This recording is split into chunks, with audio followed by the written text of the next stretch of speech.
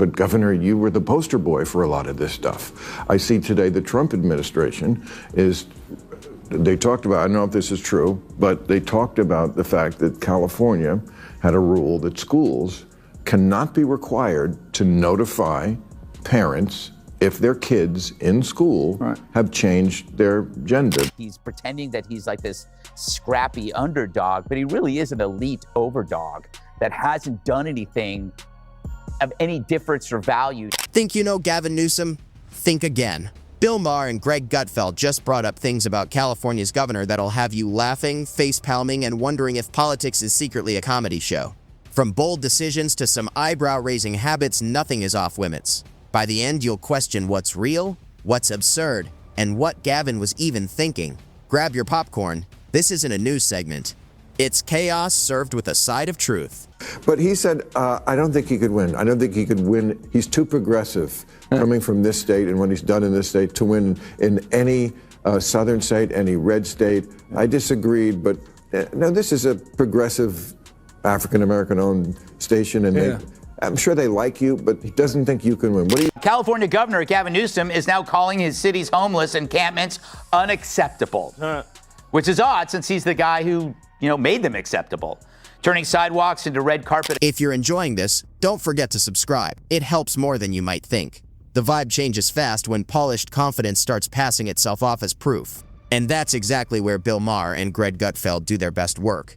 Because nothing tests confidence like holding it steady long enough for reality to catch up. That's the kind of thing, even though it doesn't affect a lot of people, that makes a lot of people go, well, you know what? That's the party without common sense. Now, if that's your state, how are you? Well, I just disagree with that. I mean, the law was you would be fired. A teacher would be fired if a teacher did not report or snitch on a kid talking about their gender identity. I just think that was wrong. I think teachers should teach. I don't think they should be required to turn in kids. And by the way, what comes next isn't outrage or a big show, but a steady, no-nonsense breakdown of the idea that charm can keep replacing real ability, especially when that charm keeps asking for applause while the results quietly slip out the back door. He urged cities to ban the camps from sidewalks, parks, and other public areas. So after years of denying the problem, he's now pretending to fix it, which is like putting on a condom as you're leaving a whorehouse. Who hasn't? What's a condom? But as always, when a far-left Dem runs for national office, he acts like a Republican. This is where the left is really pro-trans. Suddenly, they grow balls. So Newsom is fed up with tent cities, the crime, the urban decay. No, he's not mad about that stuff. He's mad you noticed. It's like a criminal telling a jury he's sorry he robbed 25 banks when he's just sorry he got caught on the 26th. Because this isn't some spontaneous crisis. It's a man-made disaster like Chernobyl or Fox and Friends.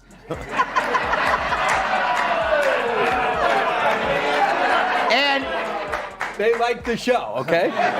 And the man who made it acts like he had nothing to do with it. Yeah. It's pure government grift, shoving you down a flight of stairs and then making you pay for the handrail. We've been lied to for years that homelessness is all about affordable housing. Fentanyl isn't the problem. It's that loan officer at the bank. Yet as we walk to work, we never saw families or kids, just men. So strung out on fentanyl, they look like they were playing Twister without a mat. Affordable housing won't change that. Give them a house, they'll burn it down when they pass. Bill Maher comes at this whole spectacle with the calm of someone who's seen the trick before and knows exactly where the wires are, gently pulling at one thread until the illusion starts to come apart on its own. Law in this, I think we have way too many regulations and laws, as we've talked about. And this one, I think, says if you're a department store with over 500 employees, you have to have a gender-neutral toy department. Yeah. Stuff like that. Yeah, I get it. So do you think that's silly? Do you think that's a silly thing that we too much government there? Look, that's an interesting one because the department stores came to us supporting that. And they're the ones making a case for that. Meanwhile, Greg Gutfeld takes a completely different route, using sarcasm like a blunt tool. When something tries so hard to be taken seriously but starts falling apart under pressure, a little mockery feels like the most honest response. The jokes hit because nothing has to be made up. It just needs to be put together. Gavin Newsom's style of leadership leans a lot on the idea that sounding right is the same as being right, and that works until real results say otherwise. No one has to exaggerate, because that would only weaken something already packed with its own level of absurdity. The gap between promises and results keeps growing with every confidence statement, and that's exactly where the humor finds its place. White House? See, to the Dems, the homeless were always victims, and they are, of Democrats. The people in these encampments are mentally ill, addicted, sometimes violent, often incapable of basic hygiene, let alone stable living. Imagine a commune, but everyone works at MSNBC. You know, it didn't used to be that way. When we were growing up, we called the homeless hobos. They were rare, colorful characters. Then there's Gavin Newsom's approach to leadership, which often feels like a lesson in spin, where setbacks aren't failures but chances to explain why expectations were the problem all along. Every challenge gets the same calm response, as if simply acknowledging it might fix it, and criticism is treated less like feedback and more like proof that others just don't get it. That kind of mindset makes it hard for accountability to exist, while applause starts to look like the main measure of success. The real humor comes from how often the cycle repeats. You see the same pattern with a new coat of paint each time. A bold plan is announced, pushback gets blamed, problems are reframed, and the ending stays the same. Everything is working exactly as planned. It all depends on people not remembering what came before, an idea Bill Maher and Greg Gutfeld clearly have no interest in going along with. We've talked about, and this one I think says, if you're a department store with over 500 employees, you have to have a gender-neutral toy department. Yeah. Stuff like that. Yeah, I get it. So do you think that's silly? Do you think that's a silly thing that we too much government there? That's an interesting one because the department stores came to us supporting that, and they were the ones making a case for that. They were making a case they're already moving in that direction. Why did you make a law about them? Here's the wild part. Gavin Newsom often presents a public image built around moral certainty, speaking from a place that feels high above the day-to-day realities below, as if clarity increases with altitude. The speeches sound polished, the intentions sound pure, and the confidence never wavers, but the results don't always line up with the claims. That gap isn't small, which is exactly why it becomes easy material for satire. Greg Gutfeld points out how policy talk can turn vague the moment details get uncomfortable, and how seriousness is often mistaken for actual effectiveness. Together with Bill Maher, they highlight how easily big ideas can act like a shield when real outcomes aren't required. A lot ends up riding on tone, because tone can be polished even when results can't. Gutfeld turns that frustration into humor, showing how confidence gets treated like proof and repetition like success. The laughter that follows isn't harsh, it's just recognition finally being said out loud. His work in American Psycho, he's starting to distance himself from his party's worst ideas.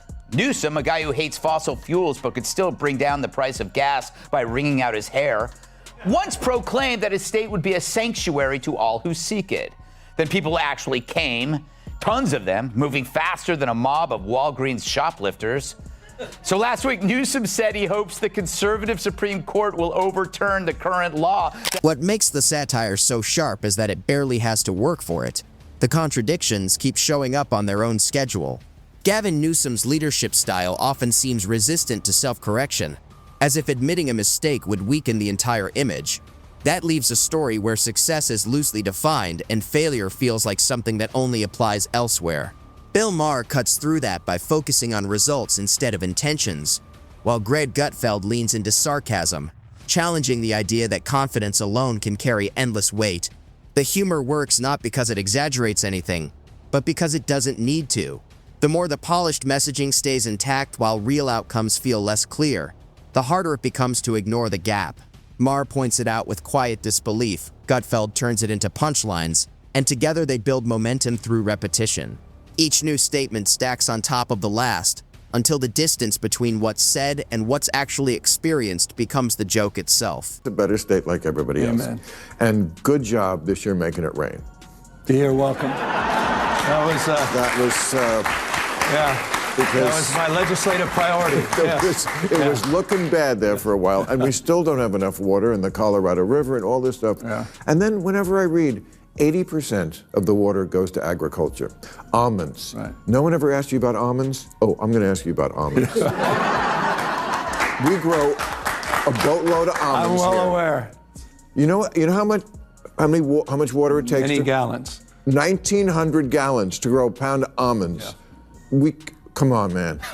Take on. There's a certain irony in demanding credit for boldness while avoiding responsibility for results. And Greg Gutfeld leans into that tension with precision. Gavin Newsom often frames progress as something almost inevitable, as if simply announcing it makes it real. But inevitability always ends up needing proof.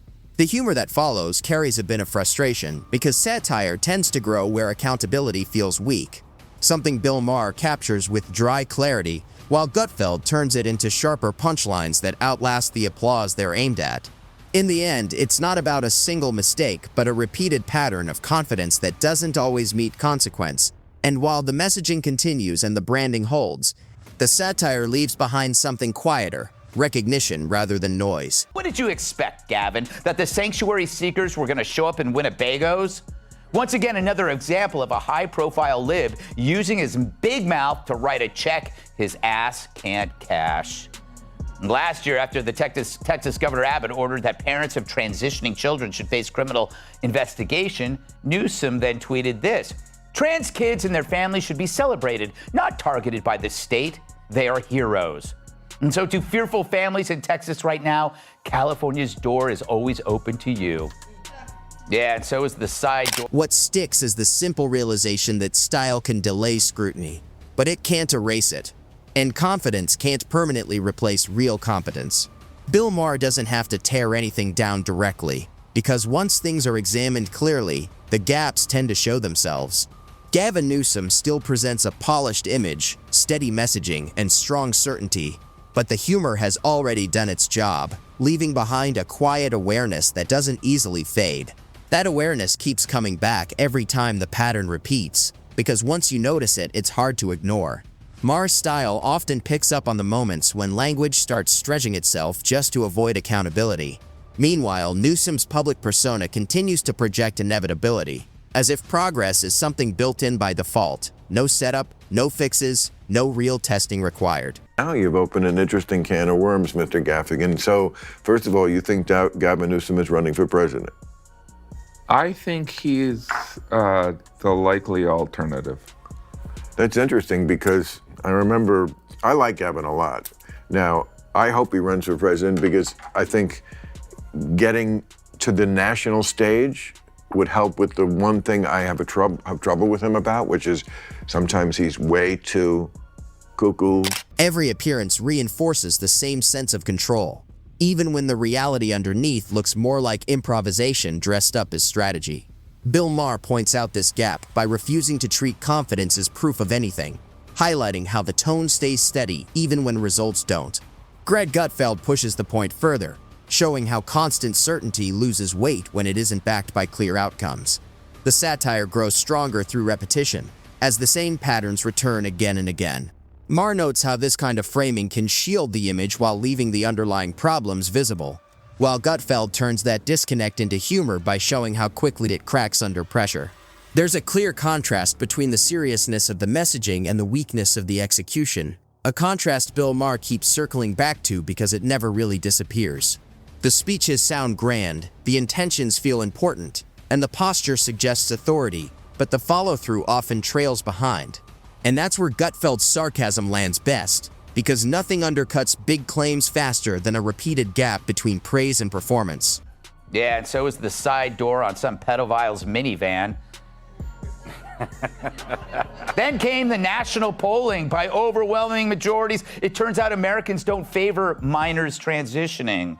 So last week, when a California law was proposed that judges in custody cases favor the parent who supports transitioning a child's new gender, Newsom killed that law quicker than a late-term abortion. Yeah, I know, huh? Now, the left, being the left, was outraged, but they missed something. At this point, Gavin Newsom's reliance on tone over real resolution becomes hard to miss. Bill Maher frames it as a pattern, where admitting mistakes is seen as weakness and doubling down is treated like leadership. Greg Gutfeld cuts through the polish, showing how that confidence can act more like a shield than a solution. The humor works because it matches what people already see, big declarations arriving easily while real fixes stay unfinished. Maher keeps the focus on results, while Gutfeld highlights how often confidence is praised even when outcomes fall short. Over time, the repetition itself becomes the point, making the gap between promise and performance harder to ignore. Newsom's messaging stays polished and steady, but the satire reframes it as repetition rather than progress. Maher's restraint and Gutfeld's sarcasm together turn that pattern into something clear, not a moving story of leadership, but a cycle that keeps restarting.